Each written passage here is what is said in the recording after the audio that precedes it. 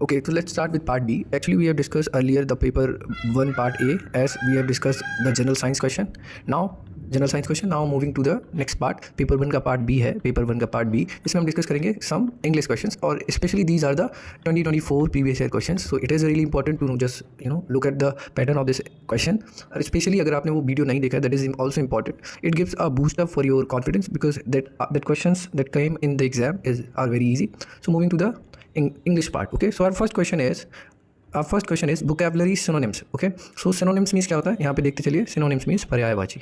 You have to find out the पर्यायवाची of the word abundant. Look, abundant means होता है जिसकी मात्रा बहुत ज़्यादा है, मीन्स जो काफ़ी मात्रा में आपको मिले उसको बोलते हैं abundant. तो हमें synonym निकालना है. Just look at the options. Options are scarce means again very low, कमी है जिसकी.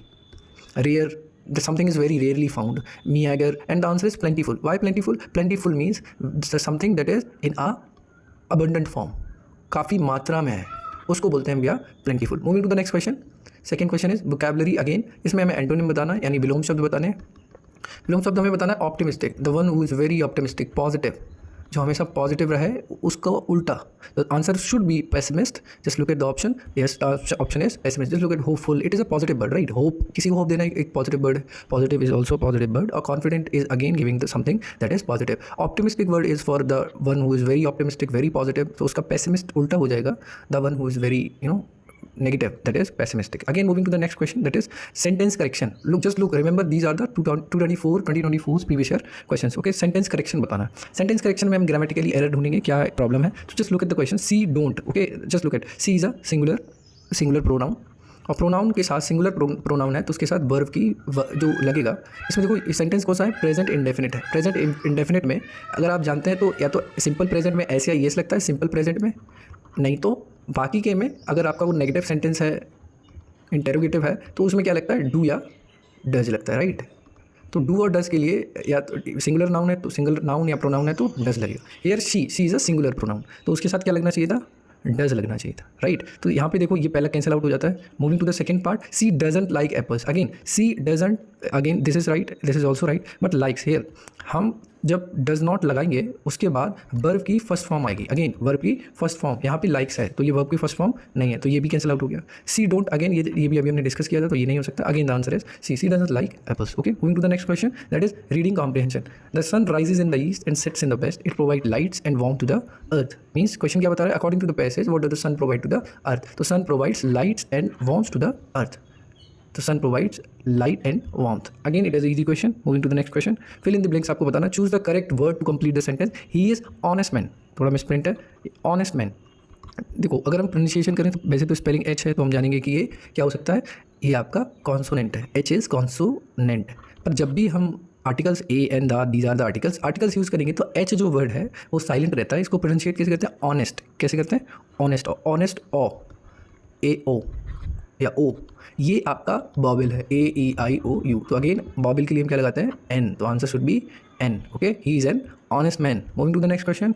वन वर्ड सब्स्टिट्यूशन हमें बताना है. वन वर्ड सब्स्टिट्यूशन में a person who writes in a diary daily. Okay sorry, a person who writes in a diary daily. जो person diary लिखता है उसको क्या बोलते हैं. Again just look at the option. Biographer जिसमें हम किसी की जीवनी लिखते हैं, बायोग्राफी लिखते हैं. Again the word auto means स्वयं के लिए, खुद के लिए, सेल्फ के लिए. तो जो खुद की जीवनी लिखता है उसको बोलते हैं सेल्फ बायोग्राफी. जो लिखता है उसको बोलते हैं autobiographer. Again moving to the next option, that is journalist. Journal जो लिखते हैं, न्यूज़ आर्टिकल्स वगैरह लिखते हैं उनको जर्नलिस्ट बोलते हैं. डायरिस्ट वो होता है जो डायरी लिखता है. Okay, moving to the next question. It was a easy question. Idioms and phrase बताते हैं. इडियम्स फ्रेज क्या कह रहा है, blessing in disguise. Again blessing in disguise means छिपे में आशीर्वाद देना. छिपे हुए आशीर्वाद आपको मिलता है उसको बोलते हैं. अगेन यहाँ पे एक मीनिंग भी दे सकते हैं. डिस्गाइज मीन्स होता है छिपा हुआ या फिर हिडन, जो भेस में होता है उसको बोलते हैं डिस्गाइज में, जो भेस में होता है. तो भेस में आपको ब्लेसिंग्स मिल गया, आशीर्वाद मिल गया. तो देखो मिस फॉर्च्यून, अगेन ये दुर्भाग्य हो गया. ब्लेसिंग मिल रही है, दुर्भाग्य नहीं हो सकता. अब डिस्गाइज दैट ब्रिंग ब्लेसिंग, ये तो यही मीनिंग हो गया जो ये लिखा है, तो ये भी नहीं हो सकता. इट्स नॉट रिलीजियस सेरेमनी, कोई धार्मिक कोई कार्यक्रम नहीं हो रहा. एन अपरेंट मिस फॉर्च्यून मतलब हो तो दुर्भाग्य रहा था पर रिजल्ट में कुछ अच्छा मिल गया, समथिंग गुड हैपन. तो this is the correct meaning. अब ब्लेसिंग इन डिस्गाइज का क्या होगा, apparent misfortune that results into the something good. Okay, going to the next question. Error बताना. Identify the part of the sentence that contains an error each of the voice. Just look at each of the voice. अगर यहाँ ध्यान से देखो, अगर sentence यहाँ से यहाँ तक होता तो that sentence is correct. Boys have completed their homework. Boys plural है, प्लूरल नाउन है तो ईजी हो जाता, सॉल्व हो जाता. बट प्रॉब्लम क्या है, each term is use for singular. So यहाँ पर जो सब्जेक्ट कंप्लीट बना जाके each of the boys, these are the prepositional noun इनको बोलते हैं। अगर हमें पढ़ना है डिटेल में तो हम और वीडियो बनाएंगे। This is prepositional noun. Prepositional noun में नाउन के आगे ईच लगा है, यहाँ से हम देखेंगे सिंगुलर है, सिंगुलर के साथ वर्ब की सिंगुलर फॉर्म या फर्स्ट फॉर्म बोल सकते हो। तो यहाँ पे हम सिंगुलर के लिए यूज़ करेंगे not have, the answer should B has, answer should B has, boys has come, each of the boys has completed their homework. Okay, so here the issue is the error is have completed. Okay, moving to the next question. Again look, just each in singular, so it should be has completed. Next, fill in the blanks. Choose the correct word to complete the sentence. Is proficient French. Proficient means very fluent, जो बहुत ही ज़्यादा fluently, मतलब जो बहुत speed में बिना रुके कोई चीज़ बोलता है उसको fluency के साथ बोलते हैं, proficient के साथ। Just look at the French. French word के लिए is at, in, with, of। एक वीडियो है, सिंपल सा वीडियो है, इसके बाद ही हम बनाएंगे जिसमें हम प्रॉपर preposition डिस्कस करेंगे। तो अभी के लिए सिर्फ इतना याद रखो, इन यूज़ करेंगे हम French. She is more proficient in French. For language, for any day, month, sorry date, year के लिए हम यूज़ करेंगे, उसमें हम पर्टिकुलरली क्या यूज़ करेंगे, इन के लिए। ठीक है, तो यहाँ पे क्या हो जाएगा, प्रेपोजिशन में इन आ जाएगा। Moving to the next question, choose the word similar to obsolete. देखो ऑब्सोल्यूट का मतलब वो होता है जो चीज़ बिल्कुल ही पुरानी हो चुकी है, बहुत ही प्रिमिटिव हो चुकी है। इसका सिनोनिम क्या हो जाएगा, प्रिमिटिव। ऑब्सोल्यूट बहुत पुरानी हो चुकी है। Modern is a word, is इसका बोल सकते हैं ऑपोजिट होगा, आउटडेटेड। रीसेंट अभी का है, करंट भी, इस ये दोनों सिनोनिम है, रीसेंट और current. But the answer here is outdated. Outdated मतलब जो डेट थी उससे आउट हो गया, बाहर हो गया, तो पुराना हो गया वो। यहाँ पे क्या वर्ड यूज़ करेंगे हम, outdated. Okay, next, moving to the next question, fill in the blank. He is not only intelligent. देखो यहाँ पे एक कॉम्पोजिशन यूज़ किया, नॉट ओनली, तो इसके साथ हमेशा याद रखो क्या लगेगा, बट ऑल्सो। तो नॉट ओनली के साथ ऑलवेज रिमेंबर क्या लगेगा, बट ऑल्सो। ओके, तो यहाँ पे क्या हो जाएगा, ऑप्शन क्या होगा इसमें, he is not only intelligent but also hard working, तो वट। ओके, नॉट ओनली के साथ हमेशा क्या लगेगा, but also. Okay, moving to the next question.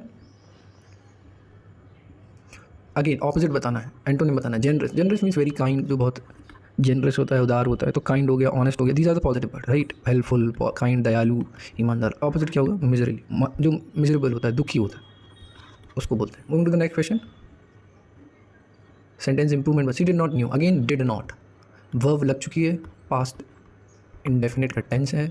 जब वर्ब लग जाती है तो वर्ब का फर्स्ट फॉर्म आता है। इसमें बताना था she did not know the answer, did not know, बाकी तो सही है। वन वर्ड सब्स्टिट्यूशन बताना, person who compose music. Author जो बुक राइट करता है, राइट, जो अपनी बुक लिखता है। डायरेक्टर जो डायरेक्ट करता है, डायरेक्शन देता है मूवीज़ को, एनी मूवी या वेब सीरीज़ को। ड्रामेटिस्ट जो ड्रामा बनाता है। And the composer who compose music. Composing music को क्या बोलते हैं, composer. Okay, move to the next question. Idiom and again, to turn a deaf ear means घूम जाना ऐसे पर्सन के पास जो डेफ है, कोई फ़र्क ही नहीं पड़ना।